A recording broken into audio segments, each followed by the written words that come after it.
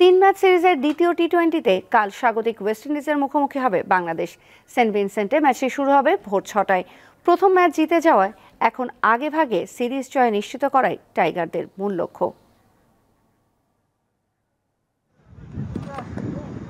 প্রথম ম্যাচ জিতে বেশ ফুরফুরে মেজাজে আছে বাংলাদেশ, তবে দলের সবার মতো নির্ভর হওয়ার সুযোগ নেই অধিনায়ক লিটন কুমার দাসের। চলতি বছর টি-20 ফরম্যাটে 19 ইনিংসে মাত্র একটি 50 স্কোর আছে তার। গেল ম্যাচেও গোল্ডেন ডাক মেরেছেন এই উইকেট কিপার ব্যাটার। ঐচ্ছিক অনুশীলনেও তাই মাঠে ঘাম ঝরিয়েছেন তিনি।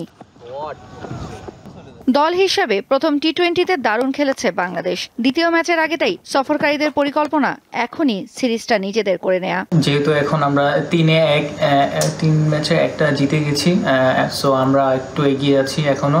আর অবশ্যই আমার টার্গেট থাকবে যে আমাদের এই সিরিজটা উইন করার। ইভেন আপনারা সবাই জানেন যে টি-20তে স্পেশালিস্ট ওরা অনেক ভালো। সো আমরা আশা করি আর একটা ম্যাচ জিতলে আমরা সিরিজ জিততে পারবো ইনশাআল্লাহ।